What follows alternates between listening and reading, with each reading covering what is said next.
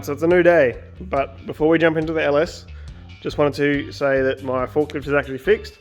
So a good mate of mine, Bob, he used to fix all the machines where I work. He came around and fixed the seals for me. So these ones up here were leaking on both rams, and there's some other seals down further as well. So what was happening is if you lift the tines up, they'd sag over time. Then it got quicker and quicker as the seals got worse. So to start with, when I first got it, it was really slow sag, and then towards the end it started just basically falling. So that's all fixed. There's one fitting in the front that I need to sort out because it is bent and leaking, and then this hose keeps jumping off, so I just need to make a little stay just to like loop over that loosely so it doesn't fall off of the wheel. Probably should try and free up the wheel as well, that might be the issue. So that's pretty much it for that thing. It does work now, so that's great. I did plan on using this to build the mezzanine and the shelving and a bunch of other stuff, but obviously it was broken. So now we can use it, and we can load and unload stuff from up there, which will make life so much easier. Get rid of that chain block and use this guy instead. So super stoked about that.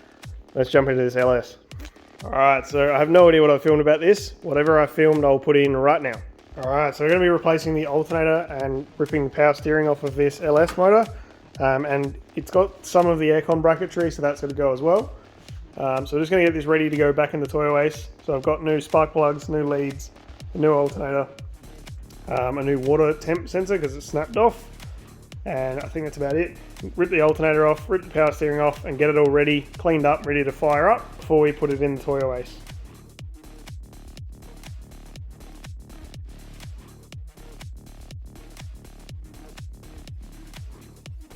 Alright, so we got the alternator off and replaced, we've got the power steering off, got the aircon bracket off, and we've got the headers back on, spark plugs in, and leads on.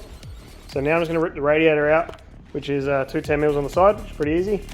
Take the hoses off that are just not even tightened, they're just sitting there, and work out what belt I want to run. So I've got the original belt, so I'm just going to cut that, run it where I want it, cut it again so it's the right length, and then measure that, call sprints, get a new belt. So let's rip this off. Alright, we're back. So this is an LS. This is a running frame that I've made. So this is a 5.7 litre LS1 from a VT or VX Commodore. It has probably like 200,000 Ks. The lady was pretty unsure, and it's all pretty questionable. So we want to know if this runs. So we've made this running frame, and then once we know it's all good, we're going to put it in the toy waste. So the toy waste currently has a 6 litre with about 60,000 Ks, which is obviously a really good motor, and it's all proven, and I bought it from a mate of mine, so I actually know that engine is low Ks and really good. So I want to keep that for a later project. If you watch the video before this, then you'll know what the project is. And then this guy, which is the higher Ks and lesser desirable engine, is going to go in the toy waste to replace the 6 litre and get that thing back on the road. So in saying that, once this guy runs and it goes in the toy waste, the 6 litre can go in here. And then because it's going to be a while before I get to the project the 6 litres going in, it'll have a frame that I can turn the key or press a button or whatever we get to, and it'll start and run, and then we'll be good to go. So obviously I don't want to have the 6 litre sitting around for a couple of years, so at least if I can run it every month or so, it will continue running and it will keep flowing oil and all that sort of stuff and won't get jammed up. So this is today's project, the LS1. So I've cleaned it up a fair bit. I put the leads on, put spark plugs on, I've put different headers on it, so these are the ones that came on the 6 litre originally. I've got a brand new alternator because I dropped it. Dale sold me this pulley, which is a power steering delete pulley. Then I had to get a new belt. So this belt was a 18-15 long. So this is the Rod Shop power steering delete. So if you're doing this setup, you want an 18-15 belt. So what I need to do before the guys get here, so Dale and Ronnie are coming. Dale's got a loom, which is a standalone loom and a standalone ECU, and Ronnie's coming over to hang out and help us out.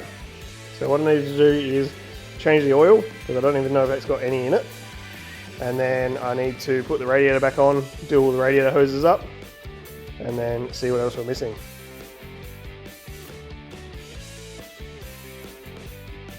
Alright, so we got the sump plug out, we got the oil draining. There was not much metal on the sump plug, there was a little bit, so that's a little concerning, but it wasn't crazy, so we should be okay. The oil was still draining, it had a fair bit in there, which is good. I have compression tested this a few times and got varying results because I've sprayed the bit of WD-40 in the cylinders to make sure they didn't like stick up and get all broken. So I think I ended up wet testing the compression and then obviously put some more in each cylinder, so I got a few different results, but it was consistently having compression. There was about 15 to 20 psi difference in the two different tests I did. So one, the numbers were higher, and one, the numbers were lower, but they were consistent. So I just realized one thing I don't have is the block off for the heater. I have ordered it, but it's not here yet. So we're gonna have coolant pumping out of there. I assume this one here goes to the radiator, which is from the steam pipes on the front of the head. This one obviously goes to the radiator, this one obviously goes to the radiator. So I'm just wondering if I can go that straight to the radiator. These ones I'm gonna have to do something with to get them back circulating. I'm gonna need to find a fuel hose, which I've got from the toyways. And then running around the back, I don't think there's any more coolant lines. I'm really not sure. So I need to find another fuel line, which is in the area over there. So I'll find that later. Probably don't even have a jerry can with fuel in it, to be honest. But I've got to sort this out. So I'm just going to play around with what I got, put some more oil back in this thing, and also jump into the wiring and see if I can work out what does what.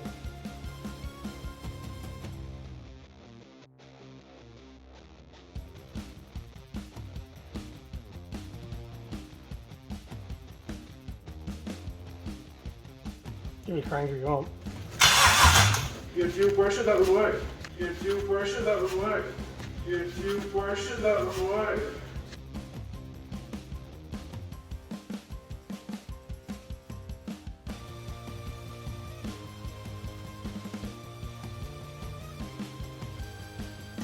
Give it a little.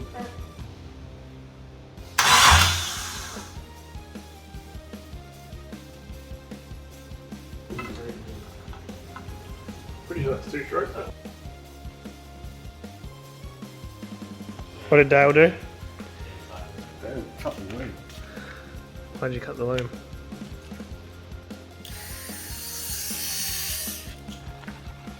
Alright, so I think we're ready to fire this up. I've got a 50-50 2-stroke 98 mix, and we've got some questionable things happening, but we reckon it's ready to fire.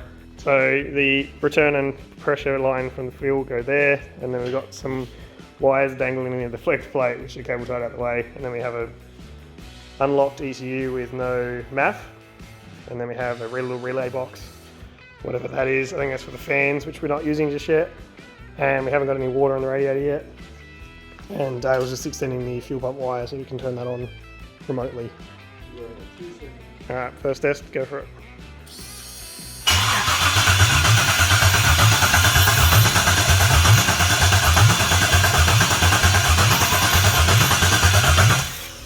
It's gonna burn the out of my hand when it starts, isn't it? I can't get away from those ends at all.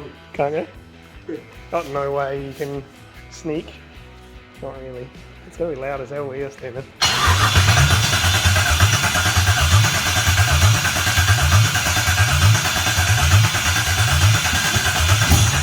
Oh, a little bit.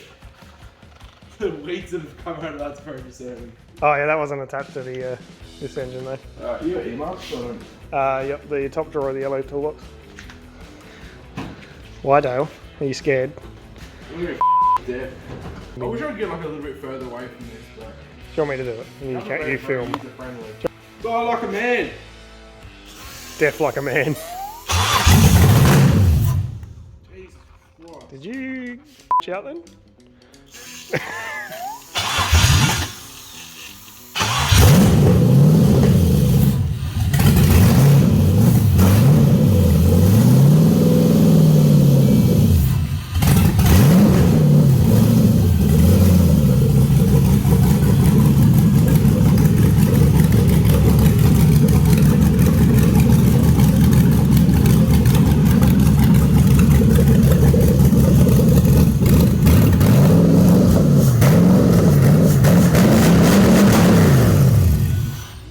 That's hot.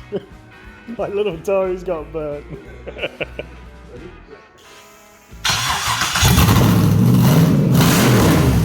Jesus Christ. Can we that up with like a button or something, so you can stop letting go when it starts running.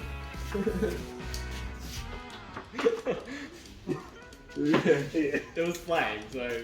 It wasn't flames. Flames right by my... It was flames. I hope it was flames.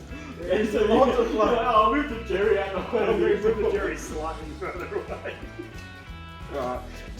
We can start and then I'll get out of the way, Hang alright? on. Fuel pressure was low, that's why it wasn't really. Ready? Yeah.